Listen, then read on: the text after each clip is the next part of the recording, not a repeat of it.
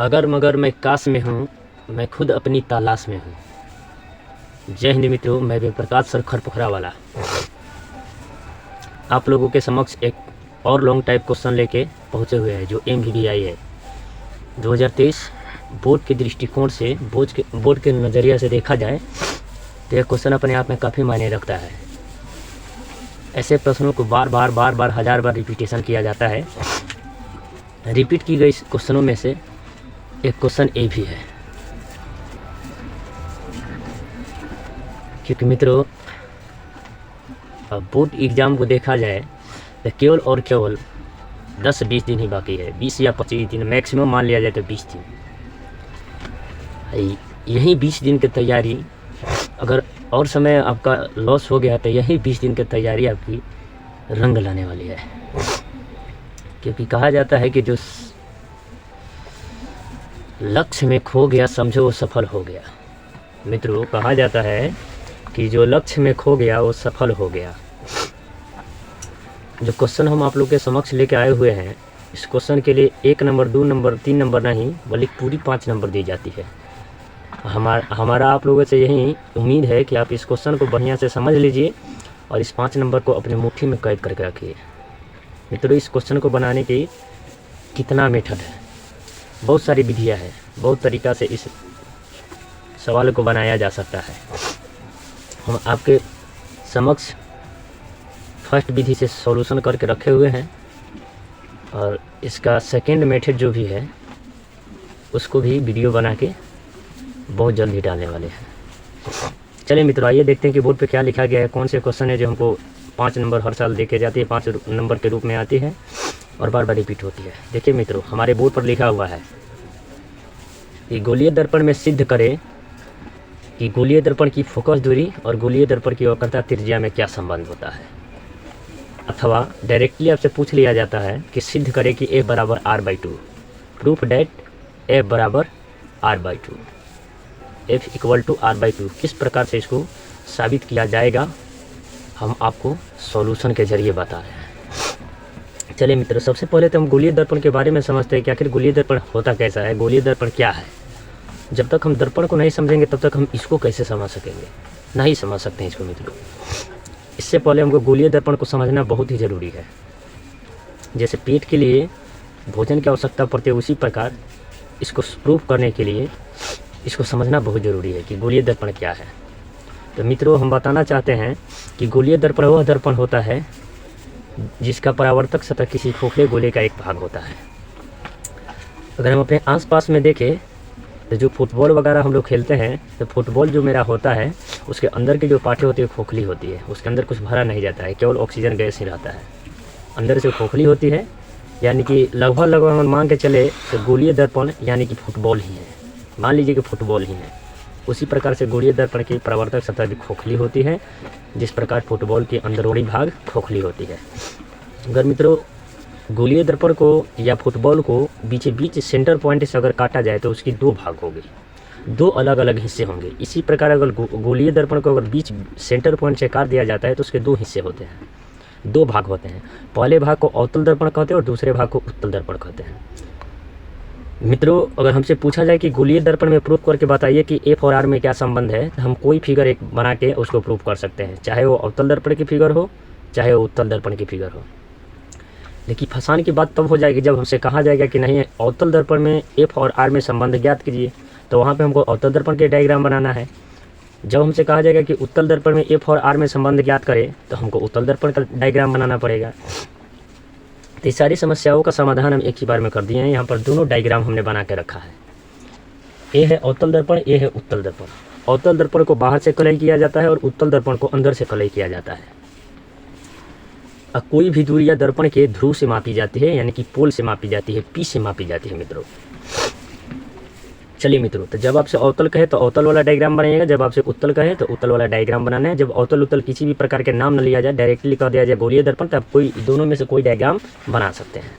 और इस सवाल को बनाने के लिए एक मेथड नहीं, बहुत सारे मेथड है।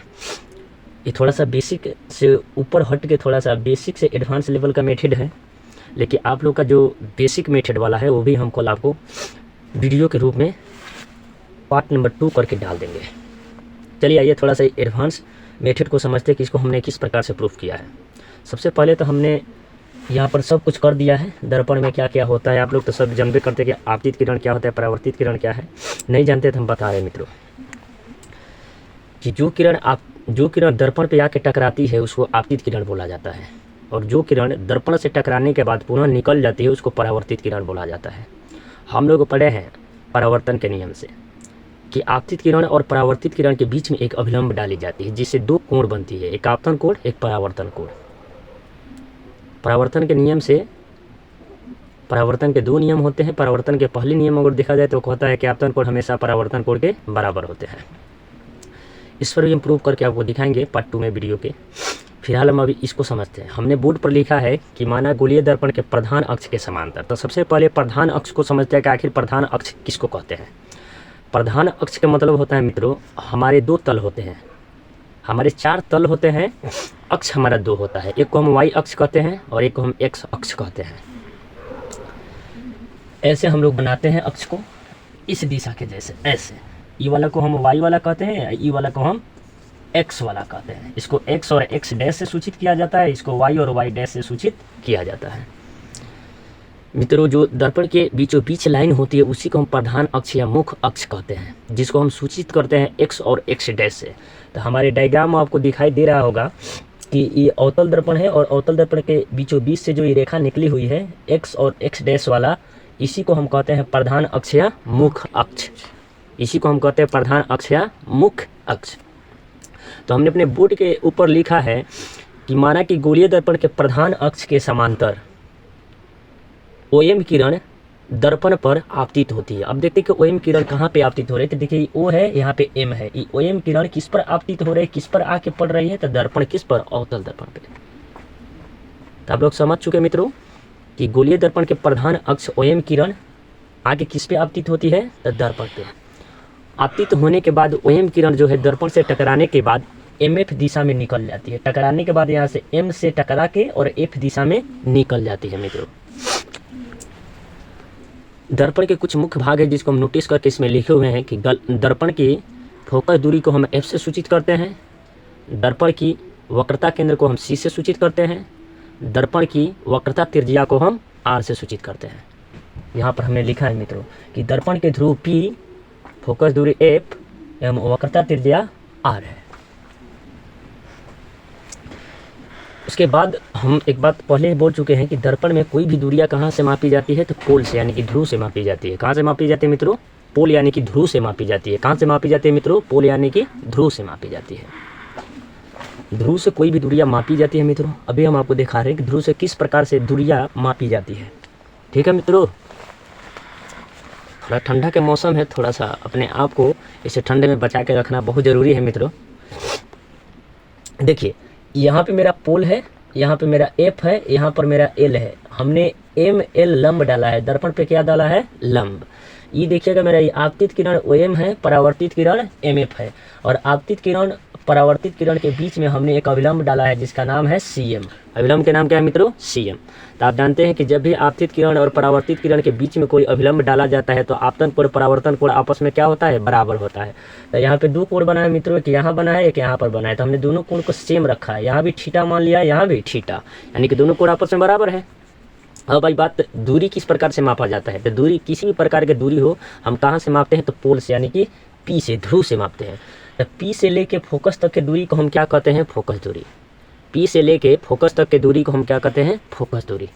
यानी PF बराबर हम क्या लिखेंगे, PF बराबर क्या लिखेंगे हम, F। F किसको सूचित करता है, तो फोकस दूरी को सूचित करता है। अब P से हम C तक की दूरी को क्या कहते हैं, इसको तो ध्रुव कहते हैं। ध्रुव से लेके C को क्या कहते हैं, वक्रता केंद्र। तो ध्रुव से लेके वक्रता केंद्र तक के दूरी को हम क्या कहते हैं, वक्रता त्रिज्या। यानी PC को हम क्या कहेंगे, वक्रता त्रिज्या। वक्रता केंद्र और ध्रुव के बीच की दूरी को ही हम क्या कहते हैं, वक्रता त्रिज्या, और वक्रता त्रिज्या को हम बड़े R से सूचित करते हैं। यहाँ तक तो समझ में मित्रों आप सभी को आ ही गया होगा कि P से लेके C तक लेके दूरी को हम क्या कहते हैं, वक्रता त्रिज्या। P से लेके F तक की दूरी को हम क्या कहते हैं, फोकस दूरी। अब हम एक बात और यहाँ पर लिखे, थीटा के बहुत छोटे मानों के लिए मित्रों, जब थीटा के बहुत छोटा मान हो जाता है ना, तो अगर हमको लिखना होगा साइन थीटा, अगर हमको लिखना हो साइन थीटा, इसके ऊपर लिखा गया हो कि थीटा के बहुत छोटे मान के लिए, तो इस साइन थीटा के मान लगभग किसके बराबर हो जाता है? थीटा के बराबर हो जाता है। किसके बराबर हो जाता है मित्रों? थीटा के बराबर। जब भी लिख दिया जाए थीटा के छोटे मानों के लिए, तो कोई भी अनुपात हो लगभग वो थीटा के बराबर ही हो जाती है। तो हमने यहाँ पर लिखा है कि थीटा के बहुत छोटे मानों के लिए हमने लिखा है tan थीटा बराबर, हमने क्या लिखा है मित्रों? tan थीटा बराबर। तो tan थीटा किसके बराबर हो जाएगा? थीटा के। और tan थीटा के अनुपात में सूत्र होता है P बटा B। क्या होता है मित्रों? P बटा B, यानी कि लंब बटा आधार। लंब बटा आधार, लंब बटा क्या होता है? आधार। मित्रों आप लोगों से क्षमा चाहता हूँ कि मेरे पास इतना ही छोटा सा बोर्ड है, इसी में हमको समझाना भी है, सब कुछ करना भी है। चलिए tan थीटा का सूत्र होता है P बटा B। अब हम डायग्राम पे आते हैं और ध्यान देते हैं। देखिए यहाँ से किरण चल के ऐसे आ रही है ना मित्रों, यहाँ टकरा के इधर आई, यहाँ से इधर गई, एक जेड की आकृति बन रही है कि नहीं मित्रों? ऐसे जेड की आकृति बन रही है कि नहीं? तो जब भी जेड का आकृति बनता है तो एकांतर कोण आपस में क्या होते हैं? बराबर। ई वाला यहाँ पे थीटा है तो यहाँ पर भी कितना डिग्री बनेगा? थीटा बनेगा। एकांतर कोण आपस में क्या हो जाएंगे? बराबर। तो यहाँ हमने लंब डाला है, लंब ML का डाला है लंब। तो देखिएगा एक समकोण त्रिभुज की रचना हो रही है किस प्रकार से, आराम से देखिएगा मित्रों। यहाँ पर हमने बना दिया है कि ML इलंब है नो, ML लंब, नीचे क्या है? C। यहाँ पर अंतिम पॉइंट क्या है? C। एक बड़ा समकोण त्रिभुज बन रहे हैं, एक छोटा समकोण त्रिभुज बनेंगे। तो बड़ा वाला समकोण त्रिभुज को हमने लिख दिया, क्या नाम है? MLC। क्या नाम हमने दिया मित्रों? MLC। तो हमने MLC में tan थीटा का सूत्र होता है लंब बटा आधार। यहाँ पे समकोण बना 90 डिग्री, तो समकोण के सामने वाली भुजा को हम क्या कहते हैं? कर्ण, यानी कि H। इधर वाले को हम क्या कहते हैं? लंब, यानी कि आधार। लंब यानी कि जो लंब खड़ा होता है वो। नीचे वाले को हम क्या कहते हैं? बेस। बेस यानी कि आधार, नीचे वाला। चलिए तो हमको लेना है क्या इसमें? tan थीटा का सूत्र होता है P बटा B। तो P हम किसको कहेंगे मित्रों? ML को। M से लेके L तक के दूरी को ही हम P कहते हैं। तो P की जगह पर हम क्या लिख सकते हैं? ML। क्या लिख सकते हैं? ML। और आधार नीचे वाला B की जगह पर हम क्या लिख सकते हैं? CL। C से लेके L तक के दूरी को तो ही हम B कह रहे हैं, तो B की जगह पर क्या लिख लेंगे? CL। तो हमने लिख दिया CL। इसको कर दिया हमने समीकरण नंबर 1। अब फिर एक और देखिएगा, यहाँ से आ रही है, यहाँ से टकरा के यहाँ जा रही, F से इधर निकल जा रही है, तभी तो जेड का आकृति ऐसे बन रहा है कि नहीं मित्रों? लेकिन देखिएगा यहाँ ऐसे ही पूरा ले लिया है, पूरा ले लेगा नहीं तो एकरा में देखिए दोनों होगा, ये पूरा कोण बना रहे हैं, एकांतर बनाएगा कि नहीं? तो एक थीटा कितने थीटा हो गए? 2 थीटा। तो हमने क्या लिख दिया यहाँ? एकांतर कोण से 2 थीटा। समझ में आ रहा है? ऐसे बन रहा है। देखिए तो यहाँ पर ऐसे दिखिए आपको 2 दिख रहा है ऐसे, यहाँ भी थीटा, यहाँ भी थीटा। तो ई थीटा एक थीटा मिलकर कितने थीटा? 2 थीटा के बराबर हो जाएंगे कि नहीं मित्रों? 2 बार है उसमें। यहाँ पर हमने लिख दिया 2 थीटा। अब देखिएगा यहाँ पर हमने इसका फिगर बना दिए हैं, यहाँ पर हम फिगर बना कर रखे हुए हैं। तो इसमें भी tan थीटा लेना है, तो यहाँ थीटा की जगह पर कितना है? 2 थीटा। यहाँ कोण के जगह पर कितना है? कोण के मान कितना है? यहाँ एंगल के रूप में कितना हो रहा है? तो 2 थीटा।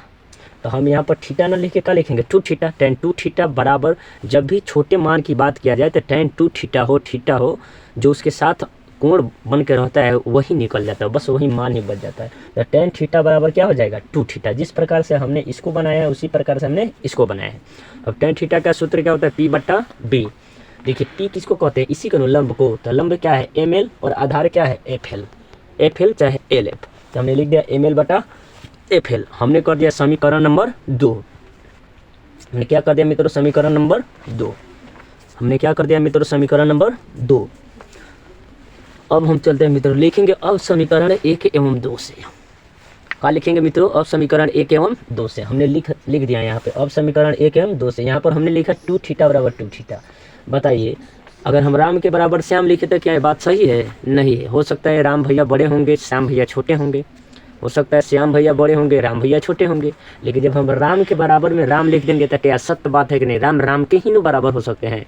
तो हम यहाँ पर लिख दे 2 थीटा के बराबर में 2 थीटा। समझ में आ रहा है कि नहीं मित्रों? चलिए अब हमने यहाँ 2 थीटा के मान रख दिया। देखिए 2 थीटा के मान कितना है? ML बटा FL। तो हमने लिख दिया ML बटा FL। बराबर है तो बराबर, 2 है तो 2, गुणे थीटा के मान हमने रख दिया कितना है? ML बटा CL। तो हमने रख दिया ML बटा CL।